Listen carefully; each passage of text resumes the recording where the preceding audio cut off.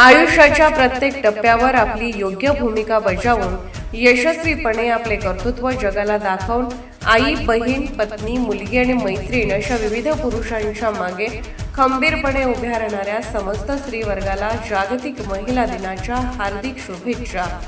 शुभेच्छुक अध्यक्ष, सचिव, खजिनदार, कार्याध्यक्ष, सर्व सहसचिव, सहसेक्रेटरी, सर्व सदस्य, कोल्हापूर जिल्हा आशा व गटप्रवर्तक युनियन सीटू संलग्न.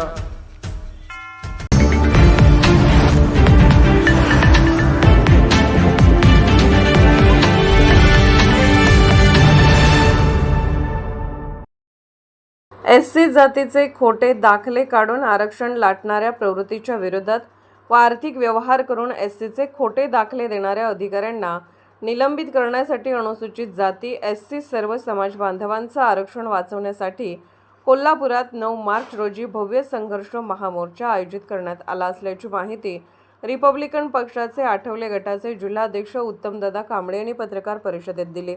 अनुसूचित जाती एससी आरक्षण बचाव जन आंदोलन समितीच्या वतीने खोट्या जात प्रमाणपत्राच्या आधारे निवडणुका लढवून संवैधानिक आरक्षण व्यवस्थेचा गैरवापर करणाऱ्या 9 मार्च रोजी भव्य संघर्ष महामोर्चा आयोजित करण्यात आला आहे. समितीच्या वतीने करण्यात आलेल्या आरोपांनुसार दरगोंडा बसगोंडा पाटील यांनी अनुसूचित जाती प्रवर्गातील खोट्या जात प्रमाणपत्राच्या आधारे पट्टणकोडोली येथून जिल्हा परिषद निवडणूक लढवून सत्तेत प्रवेश केला आहे.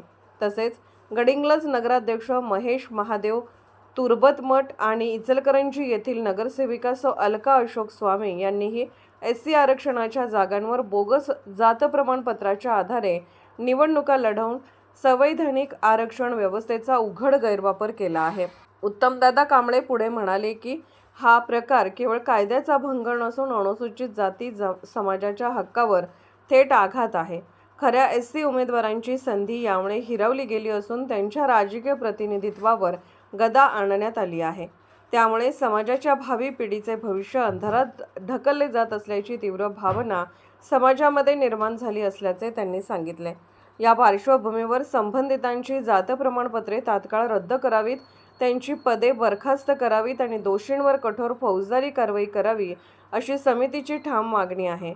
या सर्व मागण्यांसाठी संघर्ष महामोर्चा आयोजित करण्यात आला असून सर्व बौद्ध, मातंग, चर्मकार, खाटीक, वाल्मिकी, बुरुड आदी प्रवर्गातील समाज बांधवांनी मोठ्या संख्येने सहभागी व्हावे असे आवाहन त्यांनी केले आहे.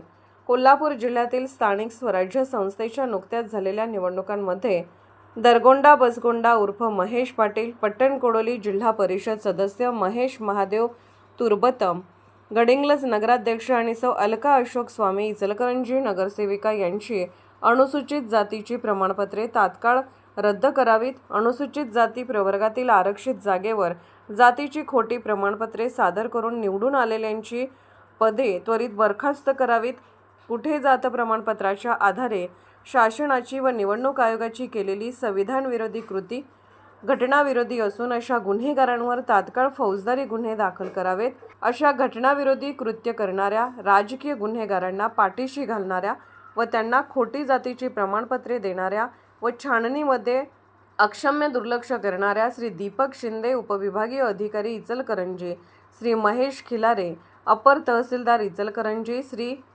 अशिकेत रोखे, कार्यकारी दंडाधिकारी गडिंग्लज, श्री एकनाथ काळबांडे, उपविभागीय अधिकारी गडिंग्लज यांच्यावर फौजदारी कारवाई करून यांची खातेनिहाय चौकशी करून त्यांच्या बेनामी संपत्तीची चौकशी करून त्यांना योग्य ती शिक्षा व्हावी.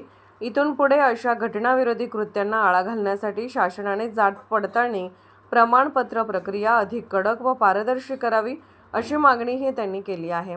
या अनुसूचित जाती एससी आरक्षण बचाव जन आंदोलन समितीच्या वतीने आयोजित केलेल्या सोमवार दिनांक 9 मार्च 2026 रोजीच्या भव्य संघर्ष महामोर्चास अनुसूचित जाती एससी आरक्षण धारक समाजातील सर्व महिला, आबालवृद्ध, युवक, विद्यार्थी यांनी हजारोंच्या संख्येने उपस्थित राहून मोर्चास उपस्थित राहावे असे आवाहनही त्यांनी केले आहे.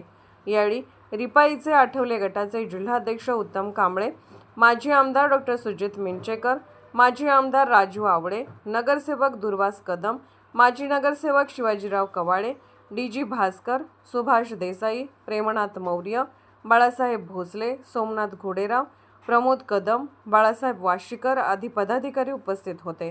कोल्हापूरहून दर्पण न्यूजसाठी अनिल पाटील. आम्ही जरी सत्तेतले घटक पक्ष असलो तरी सुद्धा आम्ही अगोदरी अनुसूचित जाती या घटकातील आहोत. जर का सत्तेत असताना आमचंच कोण घर चालत असतील तर आम्ही शांत बसणार नाही. आम्ही जरी सत्तेत असलो तरी सुद्धा सत्तेच्या विरोधात जाण्याची धमक डॉक्टर बाबासाहेब आंबेडकर, छत्रपती शाहू महाराज यांनी दिलेली आहे. दुसरी गोष्ट अशी की त्यावेळी सगळा आपला जो बातम्यांचा माहोल असतो तो माहोल साधारणतः की वेगळ्या ढाच्यामध्ये असतो, वेगळ्या ह्याच्यामध्ये असतो. पत्रकारांना जर का दिलेली नोट त्यावेळेची आमची प्रेस नोट किंवा निषेध मोर्चाच्या वेळी आम्ही काढलेलं जे नोट असेल ती जर द्या म्हटलं असेल तर ती सुद्धा आम्ही पोच करतो. पण त्यावेळी ती पेपरला आलेली नाही. का आली नाही, कशी आली नाही हे आम्हाला माहिती नाही.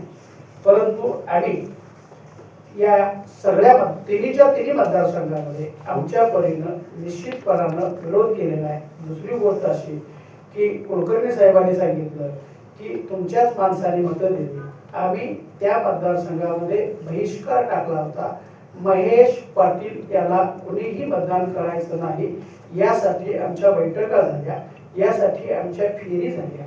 तुम्ही जर का आमच्या मागासवर्गीय आतंक समाज, बौद्ध समाज, चर्मकार समाज या समाजाच्या केंद्रावर जर बघितलं असा तर तिथं त्याला 100 ते 125च्या वर मतदान मिळालेलं नाही.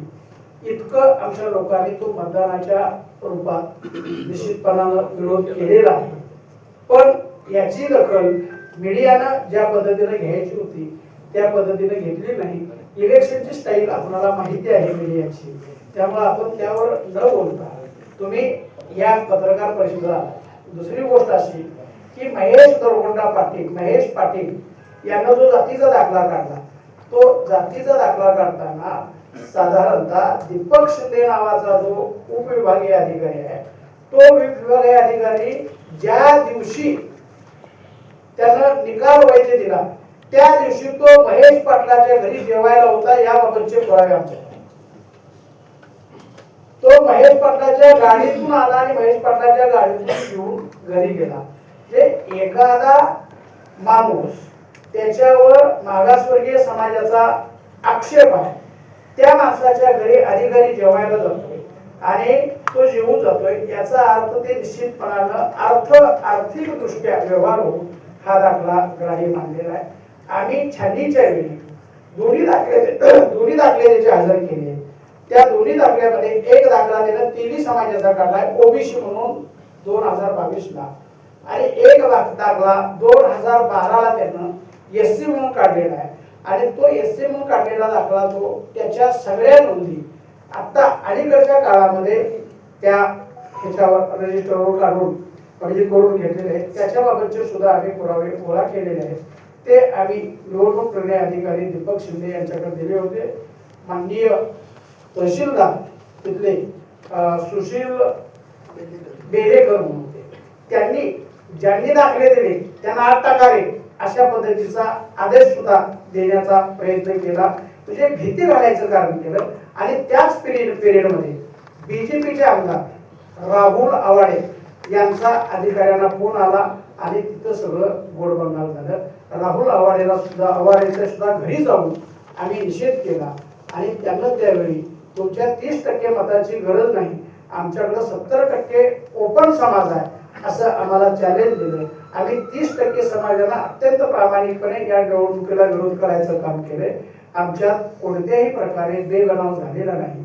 या सगळ्या आमच्या एससी समाजाच्या ज्या जाती होत्या त्या सगळ्या जाती निवडणुकीमध्ये सुद्धा अत्यंत प्रामाणिकपणे काम करत होत्या आणि प्रामाणिकपणे त्याला विरोध करायचं काम केलंय. त्यामुळं आपण जो विषय म्हणजे आक्षेप घेतला तो आक्षेप निश्चितपणानं थोडासा चुकीचा आहे. आम्ही विरोध केला आणि इथून पुढेही विरोध करणार. आम्ही सत्तेतले जरी असतो तरी समाजाचं हित जिथं असेल तिथं त्या हिताला साजल असं शोभेल असं आणि समाजाच्या हिताचं काम करायसाठी आम्ही निश्चितपणानं अनुसूचित जातीचे घटक म्हणून प्रयत्न करू. निर्भीड बेधडक बातमीसाठी दर्पण न्यूज चॅनलला लाईक करा, शेअर करा, सबस्क्राईब करा. मुख्य संपादक अभिजित रांजणे, दर्पण न्यूज.